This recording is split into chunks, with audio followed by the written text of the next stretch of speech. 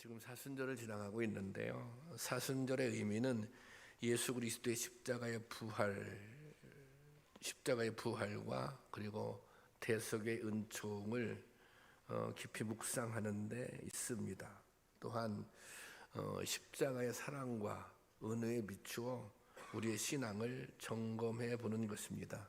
주님의 사랑, 그 은혜에 합당한 삶을 살고 있는지. 전통적으로 교회에서 사순절기에 금욕과 절제를 강조합니다. 평소에 하고 싶은 대로 하던 것을 제한하면 그동안 얼마나 내 하고 싶은 대로 내 마음대로 살고 있었나, 이제 그것을 깨닫게 되기도 하고, 그리고 하나님의 뜻을 좀 더 생각하게 하는 힘이 있는 것 같습니다. 이제 사순절 4주간을 지나고 있는데 우리에게도 이런 신앙적인 노력이 있기를 바랍니다. 신앙생활은 마치 승강기에 승차한 것처럼 저절로 성숙하는 것이 아닙니다. 시간이 지난다고 해서 저절로 신앙이 성장하거나 성숙하는 것은 아닙니다. 신앙의 성장, 성숙에는 끊임없는 자기 성찰과 회개, 그리고 결단의 노력이 필요한 것입니다. 저는 신앙생활을 잘 하기 위해서 이 성찰이 중요하다, 이 말씀을 자주 드립니다. 말씀의 거울 앞에서 자기를 늘 비추어 봐야 하는 거죠. 그렇게 말씀의 거울 앞에 자기를 비추어 볼 때 자신의 죄를 깨닫기도 하고, 또 내가 얼마나 악한 모습을 가지고 있는지 그 악한 모습들도 발견하게 됩니다. 죄를 깨닫고 그런 악한 모습들이 발견됐다면 이제 그 다음은 같은 잘못을 범하지 않도록 결심하는 것입니다. 이것이 회개입니다. 깨닫고 회개하고 다시는 그렇게 하지 말아야지, 이렇게 결심하는 것, 이것이 회개입니다. 죄를 짓는 것도 문제이지만 죄를 짓고도 그것이 죄인 줄 모르고 회개하지 못하는 것, 이것이 더 큰 문제인 것입니다. 회개는 신앙생활에서 성도가 반드시 거쳐야 할 아주 중요한 믿음의 과정입니다. 이 사순절기에 주님의 고난을 묵상하며 회개의 은혜도 경험할 수 있기를 바랍니다. 오늘 우리가 읽은 본문은 예수님께서 마침내 공생의 사역을 시작하시면서 제1성으로 맨 처음에 선포한 말씀입니다. 그 선포한 말씀이 회개하라, 천국이 가까워왔다입니다. 그런데 이 말씀은 앞에 보면 세례 요한도 똑같이 회개하라, 천국이 가까이 왔다, 그렇게 말씀하십니다. 그런데 말씀 같지만 이 가까이 왔다라고 하는 내용에 약간의 뉘앙스의 차이가 있습니다. 세례 요한이 가까이 왔다라고 할 때는 우리가 이렇게 이제 방 안에 들어가려면 문지방을 넘어야 되잖아요. 문턱을 넘어야 되잖아요. 그래서 세례 요한이 가까이 왔다라고 하는 것은 지금 문지방 앞에 있다. 천국이라고 하는 문지방 앞에 있다. 그리고 예수님이 가까이 왔다라고 하는 것은 이제 막 문턱을 넘어섰다, 이제 그런 의미가 담겨져 있는 것입니다. 이제 천국이 왔다라고 하는 것은 새로운 시대가 열렸다는 거예요. 이 새로운 시대는 하나님 나라입니다. 예수님이 이 땅에 오심으로 하나님의 나라가 시작이 된 것입니다. 예수님이 오셔서 하나님 나라가 시작됐어요. 그럼 하나님 나라가 언제 완성될까요? 예수님이 다시 오실 때 이 하나님 나라가 완성이 되는 것입니다. 그런데 이 하나님 나라가 시작됐는데 그 하나님 나라에 참여해야 되는 거예요. 그런데 그러기 위해서는 지금 당시에 유대인들이 가지고 있었던, 그 당시에 성도들이 가지고 있었던 기존의 생각이라든지 또 이 태도를 바꿔야 한다는 거예요. 그런 모습을 가지고, 그런 생각을 가지고, 그런 태도를 가지고는 하나님 나라에 참여할 수 없다는 것입니다. 당시 이스라엘 백성들은 영적으로 매우 둔감해져 있었습니다. 이들은 특별히 선민으로서 자만심에 빠져 있었습니다. 그들은 이런 생각을 가지고 있었어요. 나는 아브라함의 자손이니까 이 사실 하나만으로 구원의 충분한 조건을 갖춘 것이다. 세상에서 어떻게 살든 또 뭐 이렇게 이 윤리적으로 엉망일지라도 아브라함 자손이니까 구원받을 수 있다. 또 예배를 드리니까 구원받을 수 있다. 그런 생각을 가지고 있었습니다. 그래서 그런 생각을 바꿔야 된다는 거예요. 그런 생각을 고쳐먹어야 된다는 거예요. 그래서 회개하라고 말씀하시는 것입니다. 회개를 뜻하는 히라보 메타노이아는 방향을 바꾸라는 의미가 담겨져 있습니다. 그러니까 현재의 방향에서 돌아서라는 것입니다. 현재의 방향에서, 현재의 태도에서 돌이키고 돌아서야 하나님의 다스림에 참여할 수 있다는 것입니다. 천국에 들어갈 수 있다는 것입니다.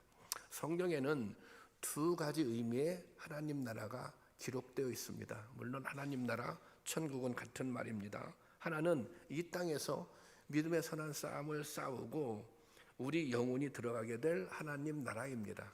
우리가 죽어서 천국에 간다 할 때 그 죽어서 가는 천국입니다. 그리고 다른 하나는 이 땅 위에 세워지는 하나님의 나라입니다. 이 땅, 이 세상에서 세워지는 하나님의 나라입니다.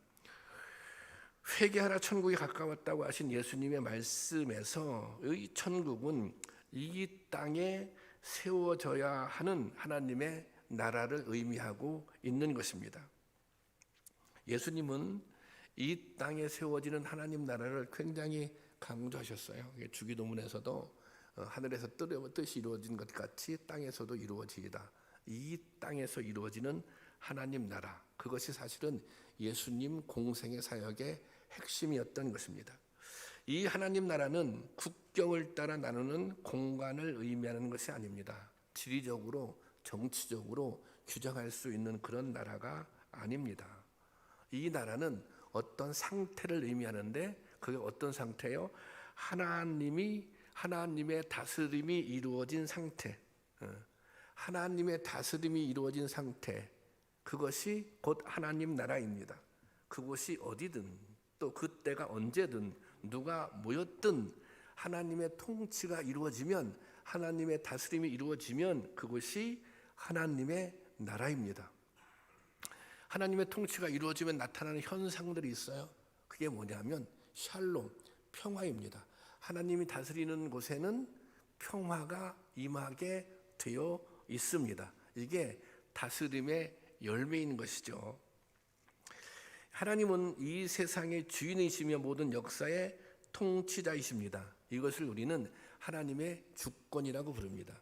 우리 그리스도인은 하나님의 주권을 인정하는 사람들입니다. 저와 여러분들은 하나님의 주권을 인정하는 사람들이에요. 그분이 이 세상의 통치자라고, 이 세상의 주인이라고. 그러니 당연히 하나님의 주권을 인정하는 성도들이 모인 교회는 하나님이 다스리는 곳입니다. 그래서 교회는 하나님 나라, 천국의 모형이 되는 것입니다.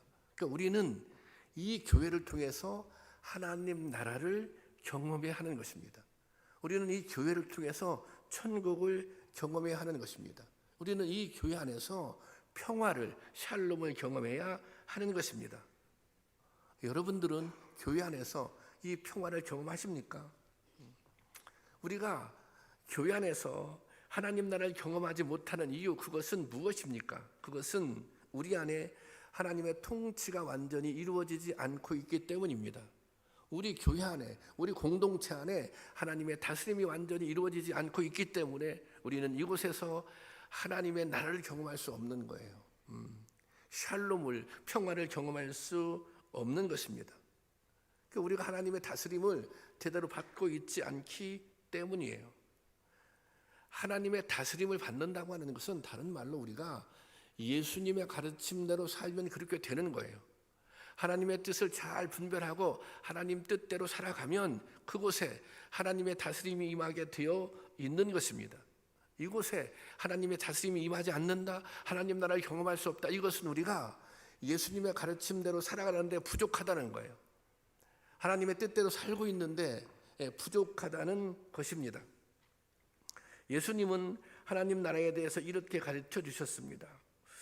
누가복음 17장 21절 말씀입니다. 다 같이 보겠습니다. 시작. 또 여기 있다 저기 있다고도 못하리니 하나님 나라는 너희 안에 있느니라. 하나님 나라가 어디 있다고요? 너희 안에 있느니라. 그런데 우리는 대체적으로 이 너희 안에를 우리의 마음속에 있다 이제 그렇게 생각하고 또 해석도 하고 또 그렇게 설교하시는 목사님들도 많이 있습니다. 하나님 나라는 우리 마음속에 있다. 근데 사실 그것은 이제 틀린 말은 아닙니다. 그러나 예수님께서 이 말씀 하나님 나라가 너희 안에 있다라고 하는 것은 마음속에 있다는 뜻이 아닙니다. 이 말씀에 뜻은 그런 뜻이 아니에요. 제가 그래서 여기 공동 번역으로 다른 번역을 올려놨는데요. 제가 보겠습니다. 또 보아라 여기 있다 또는 저기 있다 하고 말할 수 없다. 보아라 하나님 나라는 너희 가운데 있다 그랬습니다. 너희 가운데. 여기 너희 소개를 여기 너희 가운데 있다 그렇게 해석하고 있어요. 번역해 놨어요. 너희 가운데라고 하는 것은 뭐 이제 영어 같은 경우는 안에 그러면 in 거잖아요. 근데 여기서는 among으로 영어 번역을 해놨어요. among이라고 하는 것은 이 사이란 뜻입니다. 다시 말하자면 관계라고 하는 뜻이에요. 관계. 우리 사이에 하나님 나라가 있다는 거예요. 우리 관계 안에 하나님 나라가 있다는 거예요. 저와 여러분 사이에 하나님 나라가 존재하는 거예요. 여러분과 여러분 사이에 하나님 나라가 존재하는 거예요. 어떻게 되면 하나님이 다스리면 그곳에 하나님 나라가 이루어진다는 것입니다. 이 말을 다시 정리하자면 사람들의 모임, 즉 공동체 안에서 하나님 나라가 이루어진다는 것입니다. 교회 안에서 하나님 나라가 이루어진다는 거예요. 여러분의 선교의 셀 안에서 하나님 나라가 이루어진다는 거예요. 여러분의 가정 안에서 하나님 나라가 이루어져야 된다는 거예요. 우리가 정상적으로 신앙생활하면 그렇게 되는 것이 옳다는 것입니다. 제가 한번 이렇게 설명해 드릴게요. 우리가 이제 관계를 맺고 살아가잖아요. 관계를 맺고 우리 이은혜 권사님이 앞에 계신데 앉아 계신데 제가 이은혜 권사님에게 상처를 줬어요. 상처를. 저 때문에 상처 받으신 적 있죠? 예. 가만히 생각해 보니까 제가 생각해 보니까 이 권사님에게 상처를 준 거예요. 그땐 잘 몰랐는데 지나고 보니까 이 상처를 준 거예요. 그래서 이게 마음이 너무 불편해요. 그걸 깨닫고 나니까 이게 제가 하나님 앞에 회개를 했어요. 하나님 제가 권사님에게 성도님에게 상처를 줬습니다.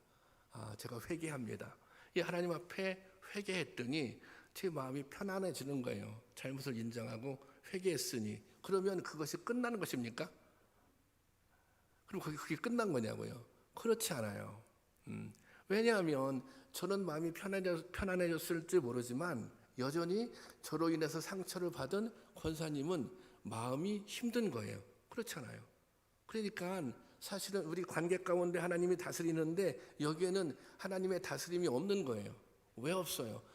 이 관계에 여기 평화롭지 않잖아요. 왜냐하면 권사님은 늘 상처 가운데 목사님한테 받은 상처 가운데 괴로워하고 있는데 저만 그냥 하나님 앞에 회개했다고 그래서 여기에 하나님의 다스림이 있는 것입니까? 그렇지 않아요. 그러면 어떻게 해야 돼요? 제가 하나님 앞에 회개도 해야 되지만 권사님에게 찾아가서 이 얘기를 해야 돼요.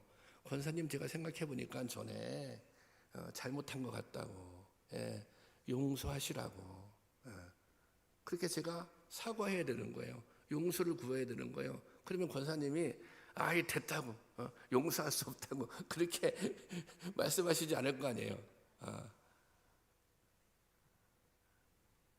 그러면 어떻게 되는 거예요? 이 관계가 회복되는 거예요. 어떤 관계로? 평화의 관계로, 샬롬의 관계로.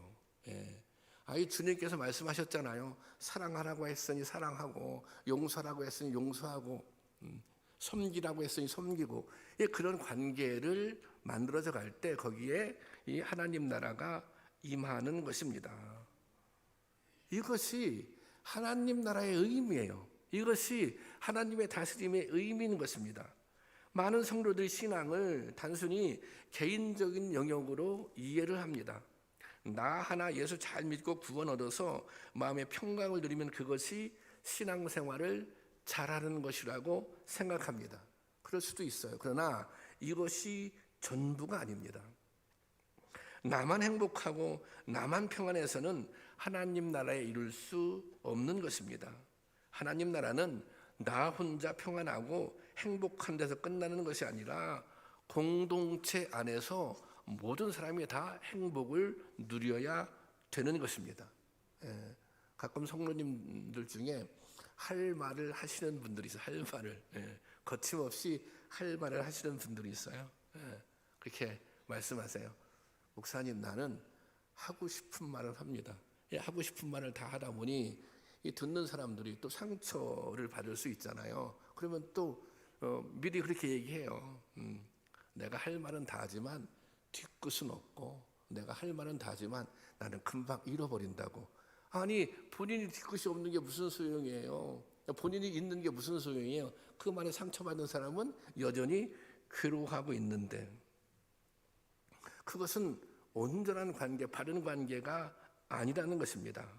예수를 믿는 사람이라면 누군가의 상처와 아픔에 대해 민감해야 하는 것입니다.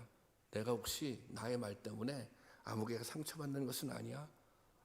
나의 행동 때문에 누군가 아픔을 겪는 것은 아니야? 여기에 민감해야 한다는 것입니다. 상처와 아픔이 있는데, 원망과 분노가 있는데 어떻게 그 공동체를 하나님 나라라고 말할 수 있겠습니까? 상처를 준 일이 있다면 진심으로 사과해야 하는 것입니다. 또 사과를 받았으면 주님이 그렇게 하라고 하셨으니 용납하고 관용을 베풀어야 하는 것입니다. 그렇게 할 때 뭐가 돼요? 그게 평화가 오는 것입니다. 샬롬이 이루어지는 것입니다. 하나님 나라가 임하게 되는 것입니다. 여러분, 그렇다면 오늘 우리의 모습은 어떻습니까? 우리가 속한 이 공동체, 교회 안에서 하나님 나라를 경험하며 사십니까? 여러분들이 속한 선교의 셀에서 이 하나님의 나라를 경험하고 사십니까? 여러분의 가정 안에서 아내와의 관계, 남편과의 관계, 자녀들과의 관계 속에서 하나님의 다스림을 따라 사랑하고 용서하며 함께 평강을 누리고 살아가고 계십니까? 그렇지 않다면 회개하셔야 합니다. 말씀에 순종하지 못한 것을 회개하고, 더 사랑하지 못한 것을 회개하고, 상처 준 것을 회개하고, 상처는 주었지만 그럼에도 불구하고 사과하지 않은 것을 회개하고, 무례하게 행동하는 것을 회개하고, 완고하고 강팍한 마음을 갖고 살았던 것을 회개해야 합니다. 우리의 이런 회개를 통해서 이 땅에서 내가 속한 공동체에 와서 하나님 나라를 경험할 수 있는 것입니다. 다른 어떤 사람을 통해서가 아니라 내가 좀 더 회개함으로, 내가 돌이킴으로, 내가 속해 있는 공동체 안에서, 그것이 개인이든 그것이 셀이든 그것이 교회든 그 안에서 하나님 나라를 경험하고 하나님 나라를 세워갈 수 있는 그런 저와 여러분들이 될 수 있기를 주님의 이름으로 축원합니다.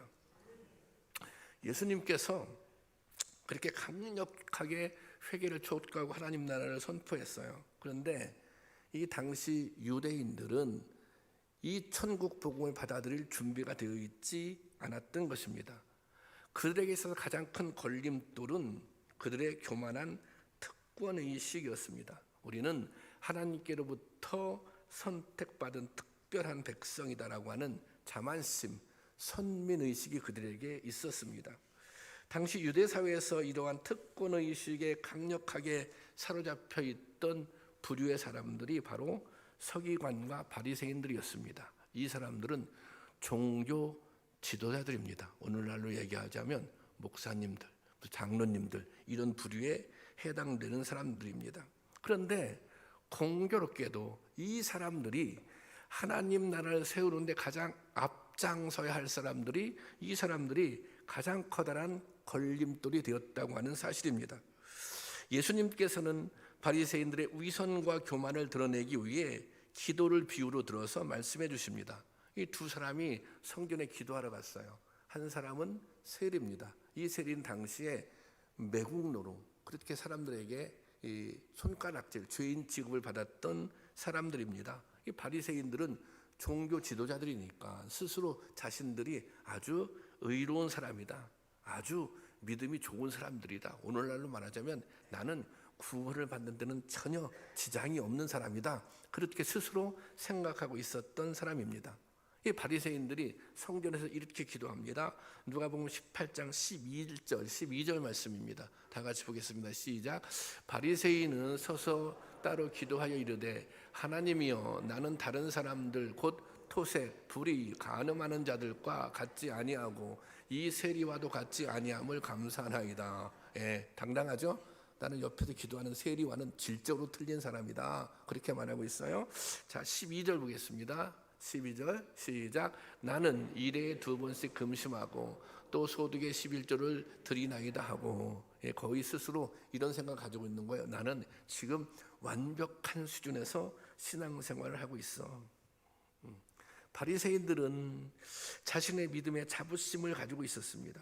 그리고 사실 신앙적으로 열심을 가지고 있었던 것도 사실입니다.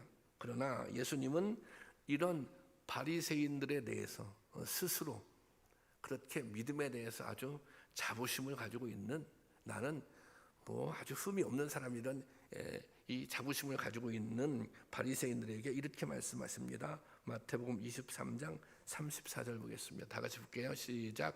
뱀들아, 독사의 새끼들아, 너희가 어떻게 지옥 판결을 피하겠느냐. 이게 굉장히 무서운 말씀이에요. 뱀들아, 독사의 새끼들아, 그다음 보세요. 너희가 어떻게 지옥 판결을 피하겠느냐. 이 서기관과 바리새인들은 자신들이 이렇게 예수님께로 책망받을 줄은 상상도 못했을 거예요. 너희는 지금 그 모습을 가지고는 천국에 갈 수 없다, 그렇게 말씀하고 있는 거예요. 이게 사실은 대충 그냥 꾸짖는 이 정도가 아니라 아주 저주에 가까운 책망을 하고 있는 것입니다. 이 독사의 새끼들아, 이것은 당시에 아주 험악한 욕설이었습니다. 우리식으로 의역한다면 이 뭐 죽일 놈들아, 이 천하의 나쁜 놈들이다, 천하의 나쁜 놈, 천하의 나쁜 놈들아. 오늘 누가 이 겉으로 볼 때는 목회를 잘하고 있는 거예요, 목사님이. 그 목사님을 향해서 겉으로 볼 때는 뭐 신앙생활을 그럴듯하게 잘하고 있는 거예요. 그런 장로님들을 향해서 이 천하의 나쁜 놈들아, 너희는 절대로 천국에 갈 수 없다, 이렇게 말했다고 생각해 보세요. 본인들은 더 놀라운 것은 본인들은 전혀 그런 생각 가지고 있지 않은데, 내가 이 정도 하면 됐지, 내가 이 정도 하면 잘하고 있는데, 얼마나 더 잘해, 이런 생각을 가지고 있는데 이렇게 예수님께서 책망했다고 생각해 보세요. 그래서 이 책망이 충격적인 것입니다. 당시 유대에서 누구도 바리새인들이 나쁜 놈이라고 생각하지 못했습니다. 예수님은 그냥 나쁜 놈이 아니라 너희들은 가장 나쁜 놈이다, 지옥 판결을 확정받은 사람들이다, 그렇게 말하고 있는 것입니다. 그렇다면 예수님께서 이처럼 진노하시며 책망하신 이유가 무엇일까요? 그것은 바로 그들의 마음의 문제가 있었기 때문입니다. 이들은 하나님을 경외하고 예배하는 것이 목적이 아니었습니다. 이들의 목적, 이들에게 중요한 것은 오직 자신의 의로움을 드러내는 것이었습니다. 내가 이렇게 의롭거든, 내가 이렇게 열심히 하거든, 이것을 드러내는데 신앙생활의 목적이 있었다고 하는 것입니다. 다시 말하자면 동기가 잘못되었다는 것입니다. 하나님이 목적이 되어야 하는데 하나님이 수단이 된 것입니다. 그들의 신앙생활의 목적은 하나님의 영광을 드러내는 것이 아니라 자신의 영광을 드러내는 것이었습니다. 자신의 의를 드러내는 것이었습니다. 그들은 거룩한 채 경건한 채 행동했지만 진실로 하나님을 경외하는 마음이 없었습니다. 그리고 결코 회개할 줄 모르는 이들의 교만을 주님은 꿰뚫어 보십니다. 예수님은 스스로 옳다고 믿는 바리새인들의 모습을 신랄하게 비판하시고 그 실체를 드러내셨던 것입니다. 다른 사람은 몰라도, 유대 민중들은 몰라도 나는 다 알고 있어. 너희가 속과 겉이 다르다고 하는 것은. 너희는 회칠한 무덤 같은 존재라고 하는 것은 너희 마음속에 탐욕이 얼마나 가득한지를 나는 잘 알고 있어. 그 마음을 예수님께서 꿰뚫어 보시는 것입니다. 반면 모두에게 죄인으로 외면당하며 손가락질 받던 세리에 대해서는 이렇게 말씀하십니다. 누가복음 18장 13절 말씀입니다. 다 같이 볼까요? 시작. 세리는 멀리 서서 감히 눈을 들어 하늘을 쳐다보지도 못하고 다만 가슴을 치며 이르되 하나님이여 불쌍히 여기소서 나는 죄인이로소이다 하였느니라. 너무 바리새인하고 대조적이잖아요. 아니 세리는 정말 그렇게 생각했어요. 나는 너무 죄인이라고, 정말 내가 죄인이어서 나는 정말 눈을 들어서 하늘을 쳐다보지도 못하겠다고. 자, 14절 예수님께서 이렇게 말씀하십니다. 다 같이 시작. 내가 너희에게 이르노니 이에 저 바리새인이 아니고 이 사람이 의롭다 하심을 받고 그의 집으로 내려갔느니라. 무릇 자기를 높이는 자는 낮아지고 자기를 낮추는 자는 높아지리라 하시니라. 보세요. 내가 너에게 이르노니 이에 바리새인이 아니고, 바리새인은 스스로 의롭다고 생각했잖아요. 스스로 흠이 없다고 생각했잖아요. 바리새인이 아니고 이 사람이, 이 세리가 자기 죄를 인정하고 자기가 죄인이라고, 자기 자신을 죄인이라고 고백한 세리가 의롭다 하심을 받고 집으로 내려갔다. 그렇게 말씀하고 있는 것입니다. 여기서 바리새인과 세리의 가장 차이점은 무엇일까요? 그것은 바로 그 마음의 중심입니다. 태도인 것입니다. 주님이 보시는 것은 마음의 중심입니다. 사람들은 겉으로 드러난 모습을 보고 판단하고 평가하지만 주님은 우리의 속마음을 꿰뚫어 보시는 분입니다. 어떤 동기를 가지고 있는지, 어떤 마음으로 주님 앞에 나오는지 주님은 우리의 마음을 꿰뚫어 보신다고 하는 것입니다. 우리의 마음을, 내가 어떤 마음으로 예배드리는지, 내가 어떤 마음으로 헌신하는지, 내가 어떤 마음으로 행동하는지 주님은 그 마음을 꿰뚫어 보세요. 사람은 속일 수 있을지 모르지만 하나님은 속일 수 없는 거예요. 바리새인처럼 스스로 자기가 옳다고 생각하는 사람은 주님께 인정받을 수 없는 것입니다. 여러분 생각해 보세요. 우리가 십자가 앞에서 내가 의롭다고 얘기할 수 있어요? 없는 거예요. 아니 십자가 앞에서 내가 어떻게 의롭다고 얘기할 수 있어요? 나 때문에 십자가에 못 박혀 돌아가셨는데 어떻게 십자가 앞에서 내가 자기를 주장하고 잘난 체 할 수 있겠어요? 하나님은 인정해 주시지 않는 거예요. 다른 사람과 비교하며 우월감에 사로잡혀 사는 사람 또한 결코 주님께 인정받을 수 없는 것입니다. 제가 이제 시골에서 목회할 때 도시에서 직장 생활하다가 내려온 권사님 이제 네 분이 계셔서 그 가정이 있었는데, 이게 시골은 좀 촌스럽잖아요. 이분들은 보니까 굉장히 세련됐고 도회지스럽더라고요. 말하는 것도 아주 격조가 있고. 그런데 이분들이 말이죠, 주일날 자꾸 예배를 안 드리고 어디 놀러를 가세요. 놀러를 가고 또 놀러 갔다 오면 저에게 무슨 이렇게 뭐 이렇게 선물 같은 거, 무슨 특산물 같은 거 있으면 그 지역에, 그래서 이번 주에는 어디를 놀러 갔다고, 이번 주에는 어디를 놀러 갔다고 왔다고. 그래서 제가 그 말을 들으면서 그런 생각이 드는 거예요. 도대체 이분들은 나를 어떻게 생각하나? 나를 어떻게 생각하나? 나를. 게다가 이분들은 이상한 그런 좀 헌금하는 태도가 특이했어요. 우리가 신앙생활을 정상적으로 하면 11조도 하고 감사헌금도 하고 이렇게 하지 않습니까? 근데 이분은 11조를 잘 안 해요. 감사헌금도 잘 안 하시는 것 같아요. 그런데 이제 교회에 무슨 행사가 있잖아요. 행사가 있으면 이제 봉투를 준비해서 꼭 저한테 주는 거예요. 그것도 예배 끝나고 사람들이 막 우르르 몰려나갈 때, 목사님 이거 행사할 때 좀 쓰시라고 주는 거예요. 이게 뭐지?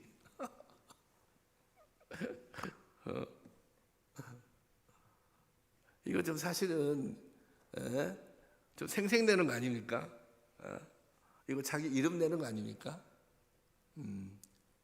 이것은 그렇게 하는 것 자체가 잘못이 아니라 무슨 후원하고 이런 거가 잘못이 아니라 이 태도가 아니 기본적인 것을 안 하면서 그것은 옳지 않아요. 이게 하나님이 기뻐하시지 않는 일이에요. 이것은 하나님을 업신여기는 행동인 것입니다. 우리가 무엇을 하든지 우리가 동기가 중요한 거예요. 어떤 태도를 가지고 하느냐, 그 태도가 중요한 것입니다. 세리가 옳다 여김을 받은 것은 그가 정말 옳은 사람이어서가 아닙니다. 그가 의롭다는 인정을 받게 된 것은 진실로 자신이 죄인인 것을 깨닫고 회개했기 때문입니다. 회개에 임하는 은혜가 있는 것입니다. 회개는 회복으로 이어지는 통로인 것입니다. 또 회개할 때 성령을 부어주시겠다고 말씀하셨습니다. 그가 어떤 죄를 하나님은 결코 회개하는 자를 외면하지 않으십니다. 그가 어떤 죄를 지었든지 다시 기회를 얻고 용서받을 수 있는 것은 진실로 자신의 죄를 뉘우치고 회개했기 때문입니다. 여러분, 우리에게도 이런 회개의 은혜가 임할 수 있기를 바랍니다. 여러분, 우리 자신의 모습을 생각할 때 우리의 모습은 어떻습니까? 혹시 자기 자신의 의의를 내세우며 하나님의 영광을 위해서가 아니라 자기 자신을 내세우며 하나님의 영광을 위해서 살아가고 있다고 착각하고 있지는 않습니까? 교만하게 행하면서도 자신이 교만한 줄 깨닫지 못하고 있는 것은 아닙니까? 은밀하게 다른 사람들을 낮춰보며 자기 우월감에 사로잡혀 있는 것은 아닙니까? 구원의 은혜를 잊은 채 교만하게 살고 있는 것은 아닙니까? 겉과 속이 다른 위선적인 모습으로 살아가고 있지는 않습니까? 그렇다면 여러분 회개하셔야 됩니다. 그렇다면 여러분 돌이키셔야 합니다. 교만한 마음이 있다면 겸손한 마음으로 돌이켜야 합니다. 위선적인 모습들이 있다면 진실한 모습으로 돌이켜야 합니다. 자신의 영광을 위해 살았다면 하나님의 영광이 드러나는 삶으로 돌이켜야 합니다. 우리가 그렇게 돌이킬 때, 우리가 그렇게 회개할 때 우리가 하나님의 나라를 세우는 역할을 감당하게 되는 것입니다. 오늘 우리 안에 이런 간절한 회개의 몸부림이 있을 때 이곳에 하나님 나라가 세워지는 것입니다. 우리의 관계 속에서 하나님 나라가 이루어지는 것입니다. 하나님은 겸손하게 통회하는 심령에 위로를 주시고 평강을 주시는 분입니다. 우리 교회 안에, 우리의 모든 관계 안에 하나님의 온전한 다스림의 말씀 있기를 주님의 이름으로 축원합니다.